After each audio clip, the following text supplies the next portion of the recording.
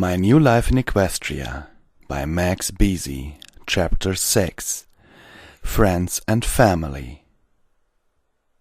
Another day, another dungeon, Daring-Do said as she tipped her hat. Using her flawless agility, she escaped from the spiky tomb as she made her way to encounter the Aizotl once again to retrieve what had been stolen from her. "This is rather interesting," I told Twilight. "It's very exciting, but also very familiar." I was reading the first in a series of books about a Pegasus adventurer named Daring-Do. Twilight convinced me to give it a read. Once I told her that her house appeared to be lacking in imaginatively stimulating reading material. Though films and television existed in Equestria, Pony&Wolf was an interestingly media-free town. The only way to see either of the two was to go to the hospital, and as far as I know, I didn't have any broken bones. My shoulder and back have been killing me, though. As for the book, I was almost done with Daring-Do and the quest for the Sapphire Stone, and was enjoying it very much. Still, something about it was pecking at the back of my brain. "Familiar?" Twilight asked. "There aren't any other books like it, as far as I know. I mean, there's a series of films where I came from that remind me of this. Instead of a female Pegasus, it's a guy named Indiana Jones." "Really? How does he compare to Daring-Do?" "Well, he was kind of an icon back in the day, even if his later adventures received mixed results from the fans." That was putting it mildly. "Then Daring-Do is already a step up," she said. "There have been over 20 books on her, and none of them received a bad review. Sure, some books were better than others, but none of them were below par. If they're as good as this, then I think me and Daring-Do are going to get along just fine." "Oh, no, you don't." Twilight takes away the book from me. "You've been reading that book all morning with barely any breaks. You're going outside." "What? I don't want to go outside. You know what's out there." Yes, the newspaper came in, talking about your affair with Lyra." "More like attempted rape." "You had your hands dangerously close to her flank."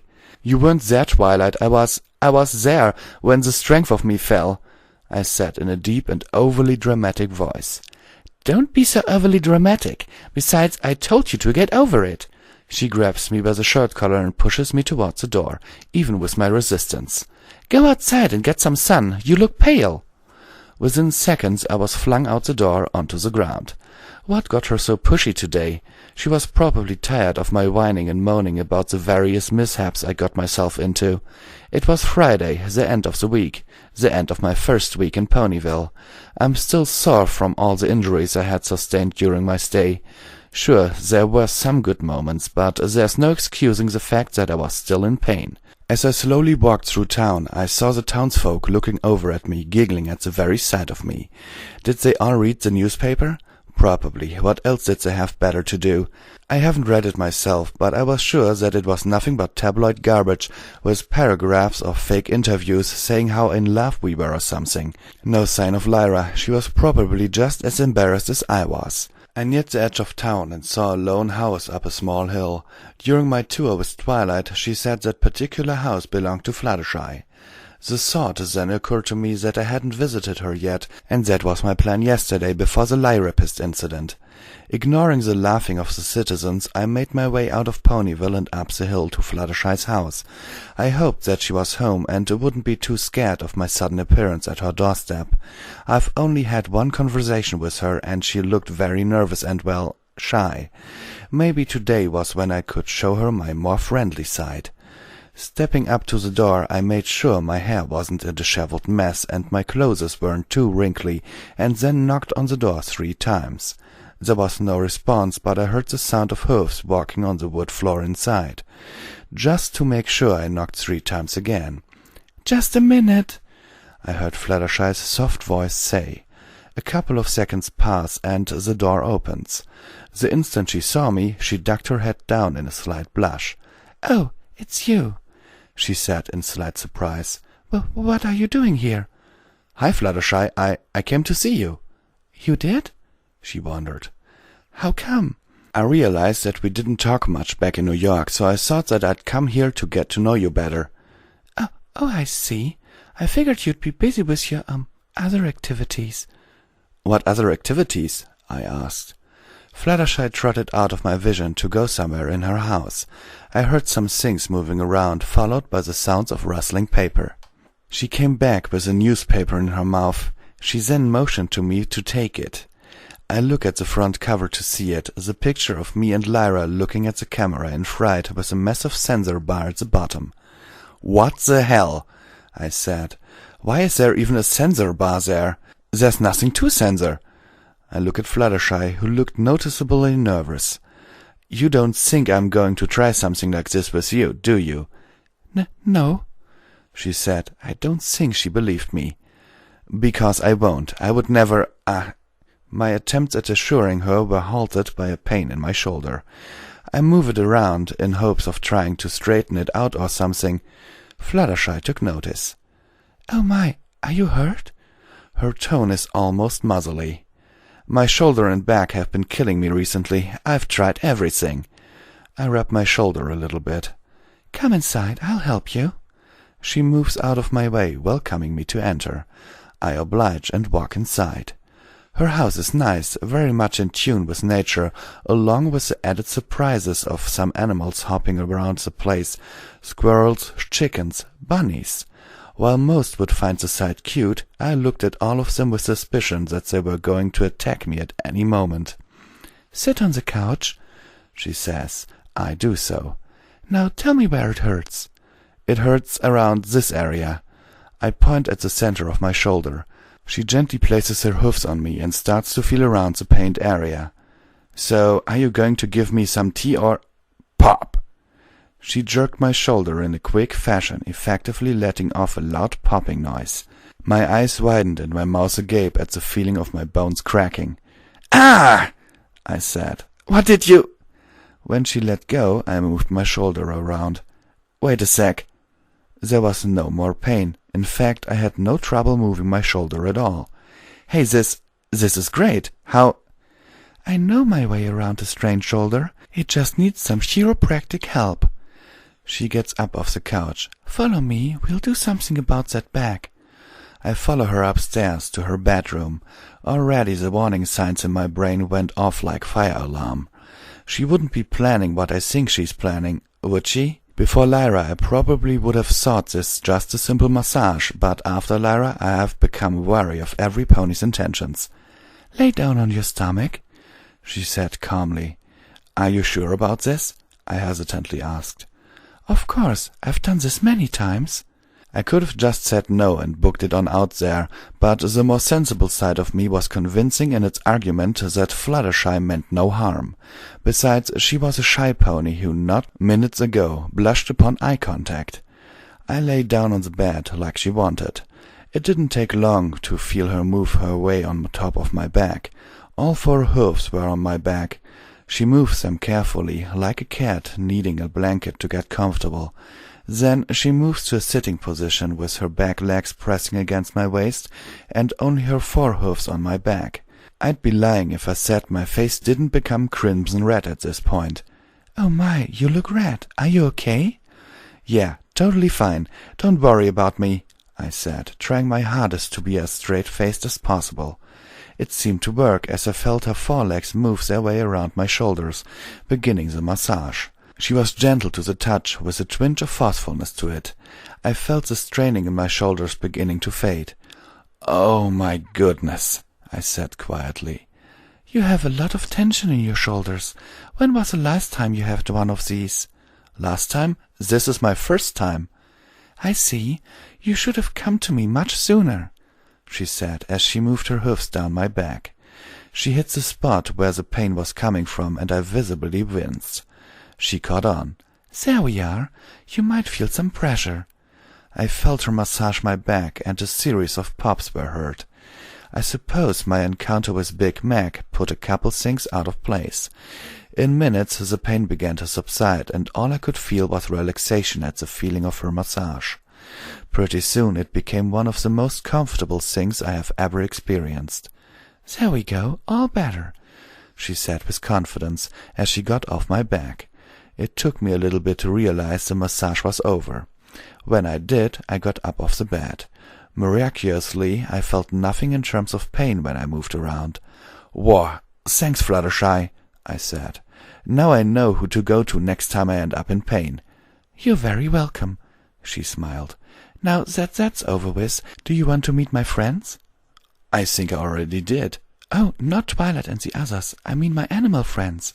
Considering that the ponies themselves are technically animals, my eyebrow rose ever so slightly.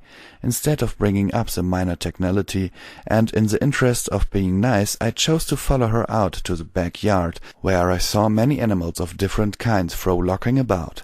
There were birds, bees, turtles, squirrels, raccoons, chickens, and a bear. Wait, a bear? Fluttershy, what's a bear doing here? I screamed and pointed at the creature. Don't mind him, he's very friendly, aren't you, Mr. Bear? The bear growled a friendly growl as she patted him on the snout. So, is this some kind of animal sanctuary? No, I just have a way with animals. They come to me if they want any help, be it food or shelter or massages, and I am more than happy to oblige them. The only permanent residents are my chickens and Angel. Angel? I asked. The moment I did, I felt something kick at my leg. I looked down to see an angry-looking bunny furiously kicking me. Angel, don't try to harm our guest, Fluttershy asserted. Angel grumbled and hopped away. I'm sorry about that. That's okay, he didn't hurt me. It'll take more than an angry bunny to... Look out below! A voice called out. Wham! I was soon tackled to the ground by a tremendous blue force with a rainbow mane. This was obviously Rainbow Dash. As she shook her mane of any dirt, I just laid there in disbelief that I have been hurt. Again. Okay, this bit is getting old, I said. Sorry about that, Rainbow Dash said, standing up on top of me. I told you to move. Don't be silly, I joked. I was merely providing you cushioning for your landing. I made no attempt to hide my sarcasm. Very funny, Mr. Human. Rainbow Dash rolled her eyes. Can you get off of me now, please? Why? Feel like making out with me too? She chuckled. Oh, in the name of... I angrily sighed. Yet another one that has read the paper. No, I do not feel like making out with you. Don't be so grumpy, Mr. Grumperson. I was only kidding. She gets off of me. Hey, Fluttershy, did you forget what day it is? Oh, I almost forgot. Thanks for reminding me. What's today? I asked, sitting up. Fluttershy here cheers me on while I train in the fields every Friday. Today I want her to cheer me on extra hard now that the Wonderbolts say I have a shot. I have to do my absolute best. Right, Twilight mentioned the Wonderbolts yesterday. What are they exactly? Rainbow Dash's eyes beamed. Are you kidding? The Wonderbolts are the greatest team of Pegasi flyers in all of Equestria. It is my absolute dream to be one of the team. Well, I wish you luck. I don't need luck. I have speed, style, and awesomeness. Come on, Fluttershy. Can Matt come with us too? You should show him how cool you are. She thinks for a few moments. You have a point there. Every pony has to see how cool I am once in a while. Come on, Grumpy, time to show you a lesson in coolness. A little while later, I was sitting in a wide open field with Fluttershy, watching Rainbow Dash doing all kinds of aerial acrobatics that would make jet pilots shake in their books. Flip, spins, barrels, rolls, dives, shooting through clouds, spinning the clouds. It was all very impressive. The problem was that she had been doing these tricks for more than a couple of hours.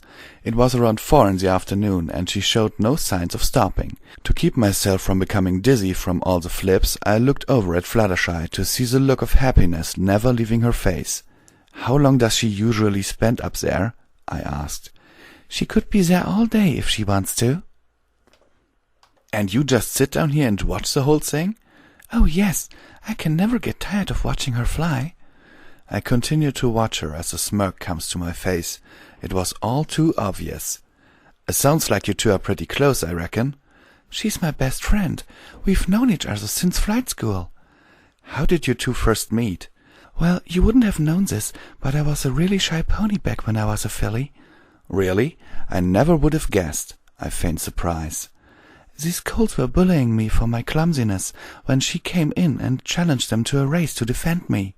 How did the race turn out? I don't know. I was knocked off a cloud where I first encountered my animal friends and got my cutie mark. But Rainbow Dash's sonic rainbow was more than enough to tell me that she won, she said with a smile. We have been friends ever since. It's interesting that you two are such good friends. She seems pretty hot-headed and cocky, while you're very timid, if you don't mind me saying." "I don't mind at all. Yes, some would find it very odd. She can be a little arrogant at times, but I adore her. She's the most talented pony I've ever met." "And how long has it been since you started having feelings for her?" 2 years. Eep! She squeals at the admission. She covers her mouth in a desperate attempt to mute what she was saying, but it wasn't going to work. She looked into my eyes as she uncovered her mouth. "Please, don't say anything, I beg you." "My lips are sealed," I told her. Rainbow Dash landed hooves first with a powerful thud, standing triumphant and sweating over her rigorous training session. "Now, how was that for a lesson in awesomeness?" "It was great," I said. "I have to hoof it to you. That was some impressive flying." "What? No sarcastic quip?" Dash wondered. "Only when I'm annoyed," I smiled. "I'm being completely honest with you. That was some top-notch stuff. It kind of makes me wonder why the Wonderbolts haven't accepted you on their team yet." "That's what I'm saying. I've been wondering about that for years." She looks at me with a smirk. I guess she doesn't see me as a complete dupe now. "See, Fluttershy? This guy totally gets it." She notices Fluttershy being quieter than usual. "Hey, Flutters, you okay?" "Oh, yes, I'm fine." Fluttershy said, being snapped from being shocked at my discovery. "That was fantastic." "Are you sure? You seem kind of spaced out." "I'm just worried about the animals. It's almost time for their feeding." "Is that all? If you're worried about them that much, I'll help you out." Dash turns her attention back to me. "Thanks for indulging me, Matt. You seem like an all-right guy." "You seem like an all-right pony, and you're welcome. I suppose I should take my leave now. I'll see you two later." I waved goodbye to them, and I was on my way back to Ponyville. Aside from the unexpected tackle, the visit actually wasn't too bad. I could get used to Dash's more aggressive attitude, but she's nice when she needs to be. Plus, she was an impressive flyer, despite my impatience in the final few minutes of the training session. As for Fluttershy, she gave a killer massage, and was surprised to discover a little bit about her personal life as well. I hoped that everything would work out for the two of them. I decided to just let it play out rather than be the busybody and butt in. Now that's over with, it was time to go back to pushy Twilight. Hope she was in a better mood than she was in the morning. I get to the house and push on the door. Strangely, it didn't open. I turned the knob and it didn't turn. It was locked. Weird. Usually the place was always unlocked. Not having a key, my only option was to knock on it. Like Fluttershy's, I knocked 3 times. No response, but I heard some trotting in the house. "Twilight, it's me. What's going—" The door opens. I stare into the panicked eyes of Twilight. "What are you doing here? I told you to be outside." "I was outside for 4 hours, Twilight. I have to go back inside every once in a while." "You can't come inside yet. I'm working on an experiment." Her eyes shifted back and forth. She was lying. "What's in there that's making you so—" "Twilight, honey, who is that?" a feminine voice asked. "It's no one, Mom. Just a sales pony." "Mom? Your mom is in there? Why didn't you say so?" "Matt, please, it's not—" I pushed past her. I wasn't going to miss the opportunity to meet Twilight's mother. "Matt!" she yells. I walk inside to see 2 ponies staring rather frightened at me.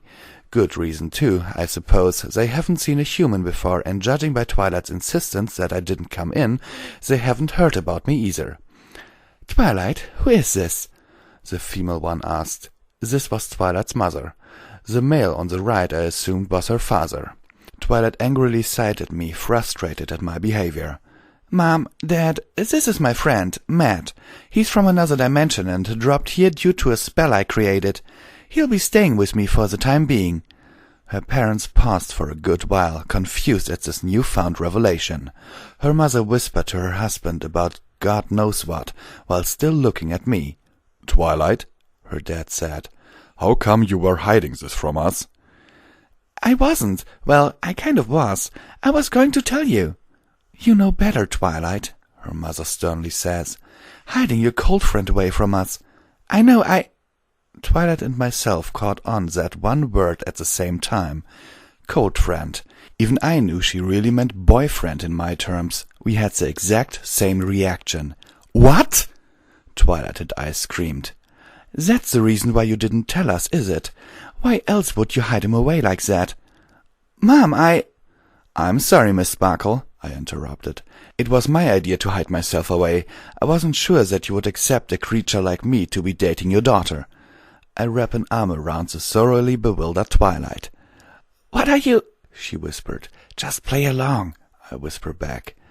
"Well," she looked back at her husband, "as long as she's happy, we suppose. It's just that she always talked about—" "That was just a crush, Mom. No need to bring that up," Twilight quickly said, filled with secrets this one.